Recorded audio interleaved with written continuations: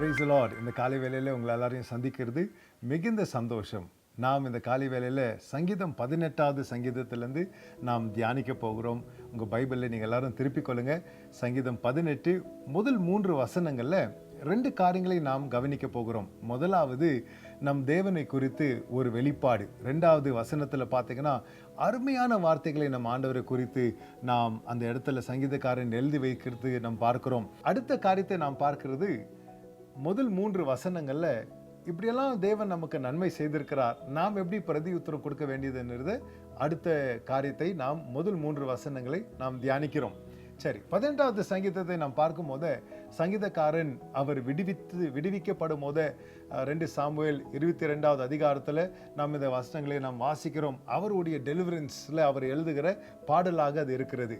சரிங்களா? இதில் முதலாவது 2வது வசனத்தை நாம் வாசித்து நாம் தியானத்தை தொடங்குவோம். கர்த்தர் என் கன்மலையும் என் கோட்டையும் என் இரட்சகரும் என் தேவனும் நான் நம்பியிருக்கிற என் துருகமும் என் கேடகமும் என் இரட்சண்ய கொம்பும் என் உயர்ந்த அடைக்கலமுமாய் இருக்கிறார். ஆமென். இந்த 2வது வசனத்தில் நம்ம பார்க்கும் போது 8 காரியங்களை கர்த்தரை குறித்து சங்கீதக்காரன் சொல்லுகிறத நாம் பார்க்கிறோம்.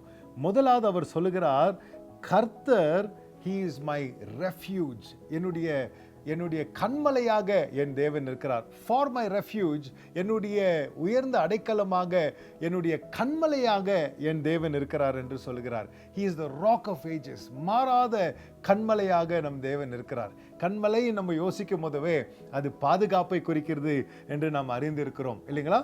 2வதாக நாம் பார்க்கிறோம், என் கோட்டையும், அவர் என் கோட்டையாக இருக்கிறார். என் கோட்டையாக இருக்கிறவர் என்னை பாதுகாக்கிறவராக இருக்கிறார். அவருடைய நாமம் ஒரு பலத்த கோட்டையா இருக்கிறது. இன்றைக்கு நீங்க ஞாபகம் வைத்துக் கொள்ளுங்க, தேவனுடைய நாமம் எனக்கு ஒரு பலத்த கோட்டை. என்னுடைய பாதுகாப்பு என்னதுங்க? அவர் தான் என் பாதுகாப்பா இருக்கிறார். அவருடைய நாமம் தான் எனக்கு பாதுகாப்பா இருக்கிறது. நீதிமான் அதுக்குள் ஓடி அவன் சுகமாய் இருப்பான் என்று ஆண்டவர் சொல்லுகிறார். பாருங்க, அவருடைய நாமத்துல நம்மளுக்கு பாதுகாப்பு உண்டு. அந்த பாதுகாப்புல நமக்கு சுகம் உண்டு. Praise the Lord. உங்களுடைய சூழ்நிலை என்னவா இருந்தாலும் இந்த காலை வேளையில நீங்க ஆண்டவருடைய நாமத்தை அறிக்கை செய்யுங்க. ஆண்டவரே, இந்த நாமத்துல எனக்கு பாதுகாப்பு உண்டு என்று. தாவீது இதெல்லாம் அவருடைய அனுபவத்திலிருந்து எழுதுகிறார். அநேக நாட்களாக அவர் வனாந்தரத்தில் ஓடி ஒளிஞ்சு பயந்து அநேக பிரச்சனையில் இருந்த ஒரு தேவ மனுஷனுங்க. ஆனா அந்த இடத்துல அவர் தேவனை என் கண்மலையன் அவர் அறிந்து கொண்டார். நான் நினைக்கிற பூமி அது அழிந்து போகிறதோ, அது ஒரு நிலையற்ற ஒரு பூமியாக இல்லை. கண்மலையான என் கர்த்தர் மேல ஆண்டவர் என்னை உறுதியாக நிற்க வைத்திருக்கிறார் என்ற ஒரு உறுதி அவர் உள்ளத்தில் இருந்தது. அவர் சொல்லுகிறார், அவர் எனக்கு பாதுகாப்பா இருக்கிறார், என் துருகமா ஆண்டவர் இருக்கிறாருங்க. 3வதாக நாம் பார்க்கிறோம், அவர் என்னை விடுவிக்கிறவரா இருக்கிறார். he is my deliverer என்ற ஒரு வார்த்தை அங்க பார்க்கிறோம். for my oppression, என்னுடைய பிரச்சனையில, என்னுடைய கைவிடப்பட்ட நிலைமையில தேவன் என்னை விடுவிக்கிறவர் என்ற ஒரு ஞானம், ஒரு அறிவு இன்னைக்கு நம்மளுக்கு உண்டாகட்டும். எந்த பிரச்சனை, எந்த சூழ்நிலைமை நீங்க இருந்தாலும் நீங்க அவரை நோக்கி பாருங்க. என்னை விடுவிக்கிறவர் என்னுடைய கர்த்தராக இருக்கிறார். என்னுடைய படிப்பு இல்லை, என்னுடைய பட்டம் இல்லை, என்னுடைய பணம் இல்லை, எனக்கு தெரிஞ்ச நண்பர்கள் இல்லை, எனக்கு தெரிஞ்ச இன்ஃப்ளூயன்ஸ் இல்லை, எனக்கு தெரிஞ்ச மேனேஜர் கிடையாது. என்னை விடுவிக்கிறவர் என் ஆண்டவர், என் இரட்சகராக இருக்கிறார் என்ற விசுவாசம், தைரியம் நம்மளுக்கு உண்டாகட்டும். 4வதாக நாம் பார்க்கிறோம், என் தேவன் என்று சொல்லுகிறார். என்னுடைய ஆராதனைக்கு அவர் என் தேவனா இருக்கிறார். அவரை மாற்றமே நான் ஆராதிப்பேன், அவரை மாற்றமே நான் தொழுது கொள்வேன். 4வதான வார்த்தை இங்கே நாம் பார்க்கிறோம், அவரை சங்கீதக்காரன் அவர் என் தேவன் என்று சொல்லுகிறார். என்னுடைய கர்த்தர் எல்லா சூழ்நிலைமைக்கு, எல்லா காரியங்களும் அவருடைய அதிகாரத்தின் கீழே தான் இருக்கிறது. அவர் தேவனா இருக்கும் போது everything is under his control. நான் எதுக்கும் அஞ்ச மாட்டேன், நான் எதுக்கும் பயப்பட மாட்டேன் என்ற ஒரு விசுவாசம் அந்த வார்த்தையில நாம் பார்க்க முடியும். கர்த்தர் தேவன் என்றால் என்ன? யாருங்க? he is sovereign. அவர் எல்லாத்துக்கும் மேலானவர். எல்லாமே அவர் பாதத்தின் கீழே தான் இருக்கிறது.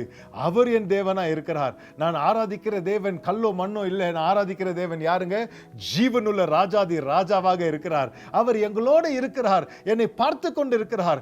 நான் அவரை வணங்கி கொண்டிருக்கிறேன், அவரை துதிச்சு கொண்டிருக்கிறேன். அந்த ஆராதிக்கிற தேவன் நமக்கு பாதுகாப்பாக, ஷாத்ராக் மேஷாக் அபேத்நேகோ வாழ்க்கையில நம்ம பார்க்கிறோம், அவர்களுக்கு பாதுகாப்பாக ஆராதிக்கிற தேவன் இருக்கிறார் என்று நாம் வாசிக்கிறோம். அது மாத்திரம் இல்லாம 5வதுல சொல்றாரு, அவர் எனக்கு பலனாய் இருக்கிறார், என்னுடைய ரட்சிப்பின் கொம்பாய் இருக்கிறார். இருக்கிறார். He is my strength என்ற ஒரு வார்த்தையாக நாம் பார்க்கிறோம். பலனற்ற நேரத்தில் நம் விசுவாசிக்க கூட நம் தேவன் நம் பலனா இருக்கிறார். இப்படியெல்லாம் ஆண்டவர் நம்மளை விடுவிக்கிறாருங்க. நம்மளுக்கு பலன் தருகிறவரா இருக்கிறார். நான் பலவீனனா இருக்கும் போதே இனி நான் பலவீனன் நான் சொல்ல தேவையில்லை. என் பலவீனத்தில் நான் தேவனுடைய பலத்தை தேடுகிறவனாக இன்றைக்கு தேவனுடைய பலத்தை தேடுங்க.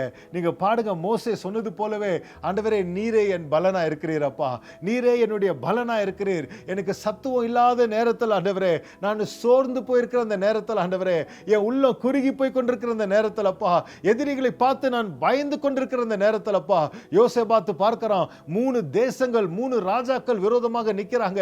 எங்ககிட்ட சேனை இல்லை ஆண்டவரே, எங்ககிட்ட பலன் இல்லப்பா, எங்ககிட்ட தரன் இல்லை ஆண்டவரே, ஆனாலும் நீரே எங்க பலனப்பா, நீரே எங்க கோட்டையா இருக்கிறீர், நீரே எங்க துர்கமா இருக்கிறீர், நீங்களே எங்க ரட்சிப்பின் கண்மலையா இருக்கிறீர், நீரே எங்க ஆராதனையின் தேவனா இருக்கிறீர். அந்த தைரியம் நமக்குள்ள இருக்கும்போது தேவ பலம் நம்மளை சுமந்து அது முன்னாடி நம்மளை கொண்டு போகிறதாக இருக்குதுங்க.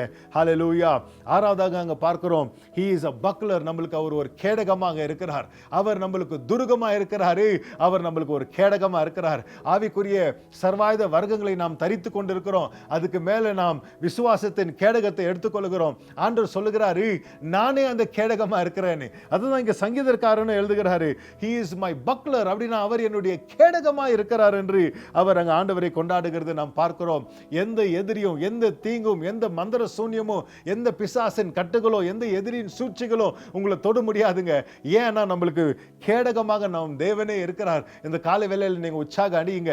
நம்ம தேவனை அறிஞ்சு கொண்டிருக்கிறோம். எப்படியெல்லாம் நம்மளுக்கு அவர் செயல்படுகிறார் என்று நம்ம வசனத்திலிருந்து பார்த்து வருகிறோம். அவர் நமக்கு கேடகமா இருக்கிறார்.